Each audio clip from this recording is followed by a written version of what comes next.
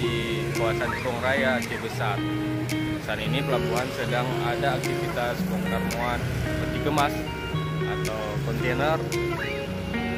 Bisa kita saksikan bagaimana proses bongkar muat kontainer dari kapal ke pelabuhan.